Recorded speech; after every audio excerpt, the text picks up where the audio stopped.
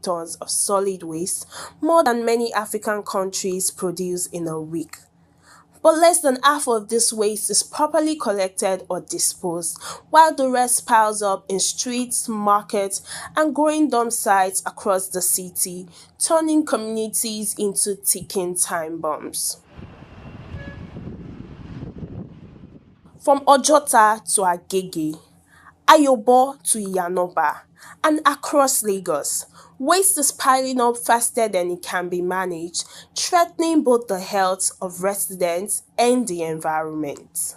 Very, very hard, like just to struggle for myself and for my kids too. So that life in this place is just like just for you to look for somewhere to just hide your head, just put your head. And they face a lot of challenges here in this place because like what I'm saying here, the place they live, kind of work they do, where they cook and what they eat every day. It's going to affect them because many of them are here just for them to survive. There is just one of two things that is come up is that they will have to sell something before they will see money here to eat. Either they sell plastic or a rubber or keg or nylon. So they'll need to sell it. They'll work hard to get the money here. But in this place, you see a lot of people, they are living here. It's not like they don't have the money to rent house, but the money is too hard for them to see. Even though if they see the money safe, they will have to buy something. If rain fall, you will see a lot of water before you are coming into this place. But beyond residents, thousands of people depend on these dump sites for survival, selling foods and scavenging recyclables in risky and unhealthy conditions just to make a living. The question remains, how is the government tackling this challenge, and what is the plan for communities like Ojota, where the health of thousands is at stake? We have monitoring and compliance officers who go around to enforce environmental laws. So since last year, we've arrested and prosecuted close to 200 offenders for littering, for dumping bulk waste. And we've also sealed a lot of facilities, commercial facilities that have not been obeying the environmental laws. We need to reduce the amount of waste we're generating. We need to reuse as much of that waste as possible, and also to recycle as much as possible. And that's the gospel we've been taking throughout the state. We're currently running a 2-bin system in Lagos. We have 2 bins, a green bin for general waste and a blue bin for mixed recyclables. And we have 80,000 of those, which we're selling through our websites. The 2 legacy dump sites at Olushosun and Solus 3 in Igodo. Each dump site will be replaced by a transfer loading station. From these transfer loading stations, we'll transport waste to new material recovery facilities, one in Ikorodu and one in Badagry. And those 2 sites collectively will process about 4,000 tons of waste out of the 13,000 we generate daily. With this sensitization, we hope that the market women actually comply with the rules of the Thursday sanitation. That's number 1, which is very essential. Number 2 is to keep their goods and the things they sell in the proper places they are meant to keep them. Trade in the proper places they are meant to trade. Don't trade on the walkway. Abide by the rules. Leave the amount of meters that's left to be on the road for cars and vehicles to, to move around. And not only that alone, it's also essential for our market women as well. Once they are done with the day's trade, they should clean and sweep, the place that they've carried out their trade, their stores and their shops, put it in a proper, nice waste bin, tie it up, and take it to where the lawnmower operatives are meant to carry out, their duties, and make sure the disposal is as neat and as clean as possible. Because that's where we buy our food. That's where we buy a lot of things to take to our houses. And if it's not properly kept and the hygiene is not well done, we run dangers and, risk of having food disease and, disease outbreak. While government agencies continue to emphasize citizen responsibilities, residents insist that stronger intervention and real actions are urgently needed to prevent further environmental and health crises. In addition, we have waste-to-energy projects planned for our EGBETOKUN dump site, which has been closed. That's by the free trade zone. There's going to be a waste-to-energy plant there to be constructed by Harvest Waste, a Dutch company. And that waste-to-energy plant will take in about 2,500 tons of waste daily to generate 60 to 80 megawatts of electricity to power the future of Lagos.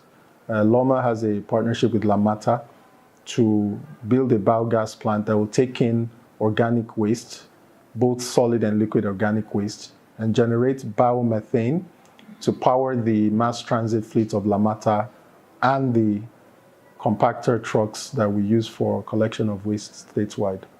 For us as a local government, it's something we've done with our legislative arm within us here at Agege local government, is to make sure that anyone caught disposing waste the wrong way is going to be fined 50,000 naira, and they would also sign an agreement that allows us to know that once they do the same thing again, is either they pay more fine, and also we also hand them over to the necessary authorities to carry out all other regulations on the all other enforcement on them. For example, some people actually go to serve jail term, in regards to dropping refuse, illegally. That's one thing. And also environmental sanitation.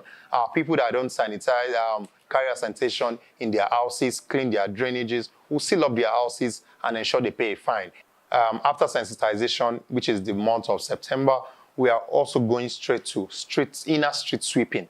We'll be bringing out people from the communities who will be appointed as street sweepers, and we'll pay them to make sure our inner streets are clean. We'll be making sure we carry along and the stakeholders around the ones that are nominated by the government to sweep the major highways, across our local governments. Also, we are building an enforcement team, creating an enforcement team to manage people who have decided that they want to drop waste illegally. And not only that, we are also creating a drainage team that will be clearing all drainages across our local government. We are also empowering and ensuring that we strengthen our own local security operatives to help us ensure that we catch people who are dropping waste illegally.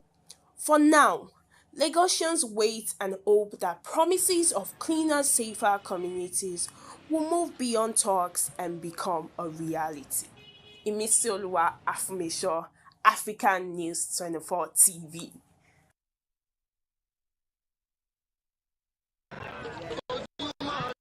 Every morning, we wake up to breaking news that breaks something inside us. Another girl gone, another mother wailing, another life violently erased.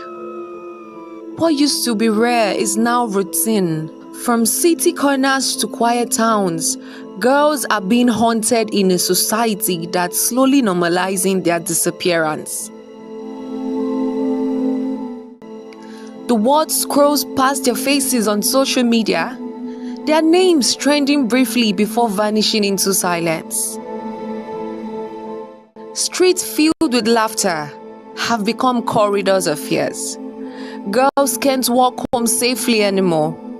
Not because they did anything wrong, but because being female now feels like a crime. Lured with job offers, attacked by lovers, raped by strangers, or sacrificed in bizarre ritual killings. These girls are caught in a vicious circle that keeps spinning because we keep looking away. Take Inyobong case. Young, brilliant, simply searching for a job, only to meet her death. Adijat, a LASU graduate, was found dead in her boyfriend's apartment. He's now on the run. Bàbá tó pa ọmọ mi mọ̀ pé bàbá ẹ̀gbọ́n wà pẹ̀lú mi torí mi ò rí bàbá ẹ̀ rí. Mo bá ṣàdúmọ̀ kọ̀ ríyàn kan tó wọ white uncle pẹ̀lú jàlábíà. Ẹni ẹ̀ dẹ̀ ṣí ilẹ̀kùn. ẹni yẹn ṣí ilẹ̀kùn mo bá pẹ́ bí ṣe ní kí n lọ báyìí mo dákú ni mo ṣe gbé mi bàbá bọ́ ìyẹn torí pàǹtí ni mo ti padà mọ̀ pé bàbá bọ́ ẹni lọ́wọ́ àwọ̀ òkè yẹn lọ lọ́wọ́ ni ọmọ yìí ti kú tí máa gbọ́ báyìí bí ṣe fẹ́ táwọn family member mi máa fi wá dé nìyẹn pàtàn débẹ̀ wọ́n snap gbogbo oògùn tán bá ń bẹ̀ ó ti dà mí sí ìta ibi tó ti nà picture wa tó ti ṣá tó ti ṣe gbogbo ẹ̀ àwọn míì wà tí a tẹ̀ rí for that day. Bamshe boarded a BRT bus and never made it home. Her body was discovered days later. Many more stories stay buried, their voices muted by shame and fear. No place is truly safe, even in religious organizations. And while families cry out, society responds with tired clutches. This is more than a security concern. It's a call for education that nurtures values from the foundation. By teaching children early about empathy, respect, boundaries, and the worth of every human life, especially that of a girl child, we lay the foundation for a safer and more compassionate society. We are in the era of social media. We are in the era of depth of distance, where there is no gap again. Virtually, we are practicing homogeneity, not heterogeneity, because society, the level of exposure of some of these children, some of these words, some of these both sex to media is on the high side. So there are some things that are applicable here, and there are some that are not. But due to their exposure, they don't even know how to curtail, how to control themselves. In fact, they've eroded the culture. What we assume to be moral, they bought the outside the world way of life, what we call the Western way of life. What about some things we see as a form of respect? They don't see it that way. They do things the way they want to do it, the way what they learn from the media. So it's having a drastic influence. The females are not well respected the way they should. In fact, the world is not helping, because I see it as a systemic even problem, because culture is having influence in it, economic issue, because the society is not even friendly, and everybody wants to be rich. Some of these girls are used for rituals that they are used by boys or men to make money, and because of the level of also covetousness in the aspect of the girls, is also a diminishing return, is what the boys are using as an advantage. So when you look at it holistically, we will see that even the Nigerian constitution allows it, that there should be equality. It's allowed. But practically, is that what we are experiencing? No. These girls are not random. They were daughters, sisters, students, best friends. Each of them had a light, a voice, a purpose. We cannot keep mourning them like background noise. Every time we ignore this crisis, we write another girl's obituary in advance. Enough of the hashtags, enough of the speeches. It's time for action from everyone. Because until the day a girl can walk freely without fear, none of us are truly safe.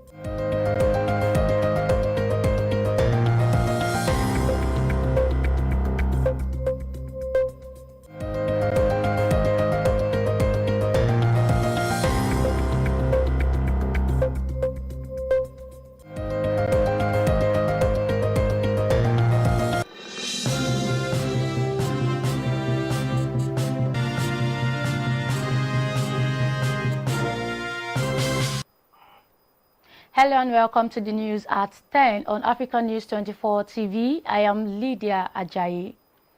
The female students abducted from Government Girls College Comprehensive Senior Secondary School, MAGA, in Danko Wasagu local government area of KEBBI State have regained their freedom following a non-kinetic intervention coordinated by the federal government.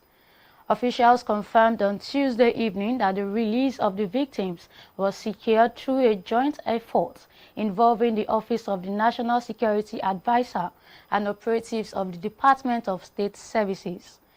The operation relied on dialogue and confidence-building measures, reflecting the government's increasing deployment of non-military strategies in addressing mass abductions. The incident had drawn widespread national concern and prompted a directive from the Chief of Army Staff, Lieutenant General Waidi Shaibu, for troops to intensify search and rescue efforts across the region. Moving on, the Inspector General of Police, EGBETOKUN, has assured that the remaining students and staff of St. Mary's Catholic School in Papiri, Niger State will be safely rescued. EGBETOKUN spoke during a visit to Governor Mohamed Bago in Minna following the abduction last Friday. He said 50 of the children have already been rescued. He noted that police have sent extra forces and are using more intelligence to bring back the remaining students safely.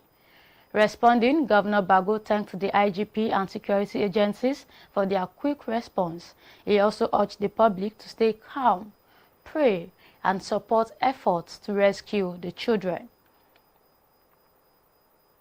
Also, troops of the 12th Brigade Nigerian Army have repelled bandits and rescued a kidnapped victim during an operation around Oshokosho and Obajano in Lokoja local government area of Kogi State. A statement issued earlier on Wednesday by the Acting Assistant Director, Army Public Relations, 12th Brigade, Lokoja Lieutenant Azan Abdullahi, said the operation was part of ongoing efforts to combat banditry, kidnapping, and other violent crimes across the state. Abdullahi said troops deployed at the Kaba patrol base, working jointly with other hybrid forces, conducted a special ambush operation to intercept the criminals and rescued the kidnapped victim. The Army spokesman said the victim, who was found weak and distressed, was immediately evacuated to a medical facility for further attention. The Southern Governors Forum will today meet in Ikperu, Ogun State, to deliberate on pressing national issues. The Ogun State Governor and Chairman of the Forum, Dapo Abiodun, made this known in a statement on Wednesday. The meeting, which is scheduled for 10 a.m., will be held at the Governor's residence in Ikperu. Abiodun added that in addition to the scheduled meeting of the Southern Governors Forum, there will be a joint engagement with the Southern Traditional Rulers Council. This session, he said, will provide an opportunity to deliberate on matters of shared regional interest and strengthen collaboration between political and traditional leadership.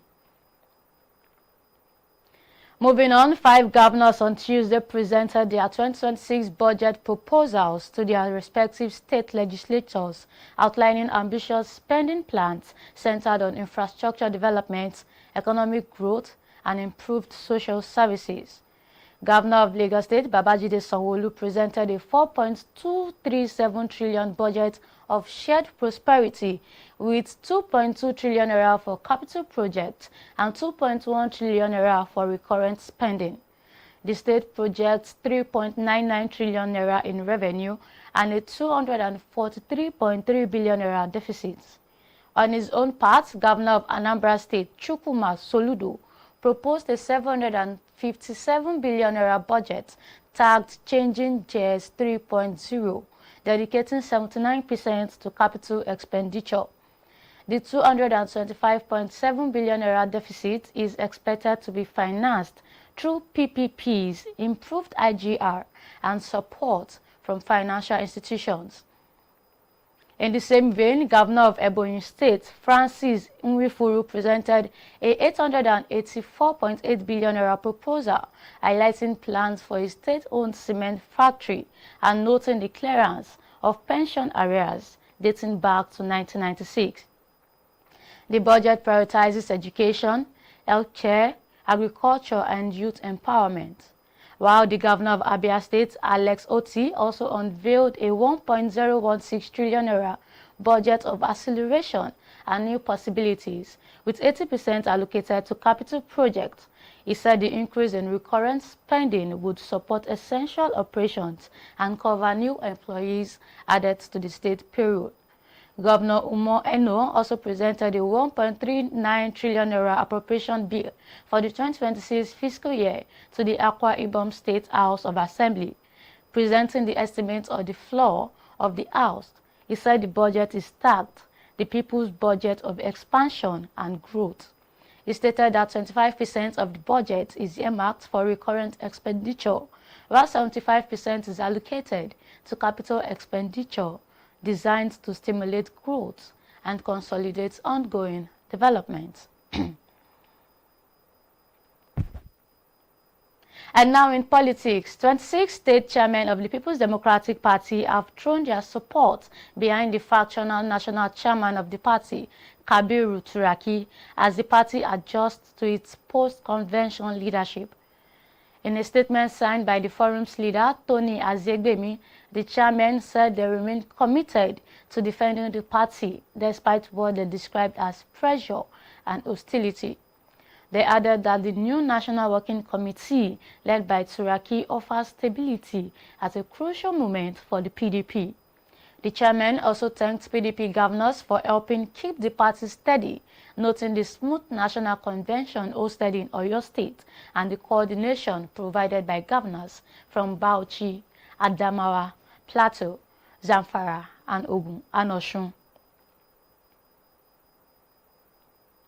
Now in business, the Central Bank of Nigeria has retained the benchmark interest rate at 27%, extending its pause on monetary tightening to consolidate gains in price and exchange rate stability. Governor Olayemi Cardoso announced the decision after the Monetary Policy Committee's 303rd meeting in Abuja on Tuesday. Cardoso said inflation had slowed for 7 consecutive months to 16.05% in October, supported by tighter monetary policy, improved FX stability, and stronger capital inflows.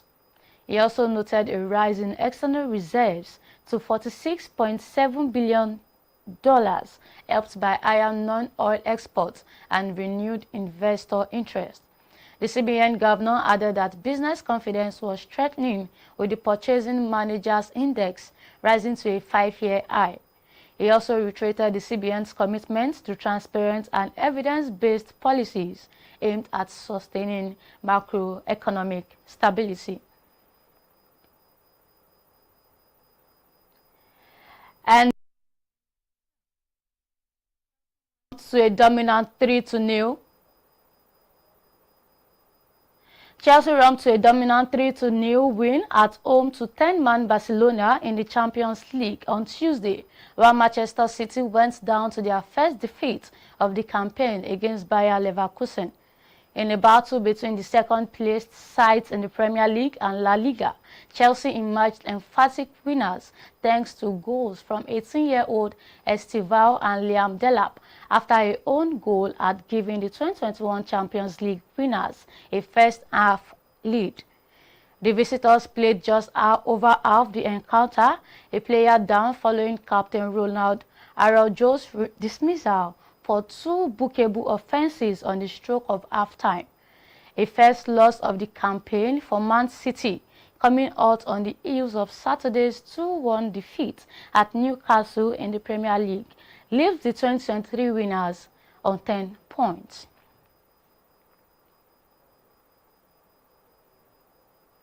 And that's all on the news at 10 a.m. on Africa News 2024 TV. Please join us at 12 for more updates. I am Lydia Ajayi. Good morning.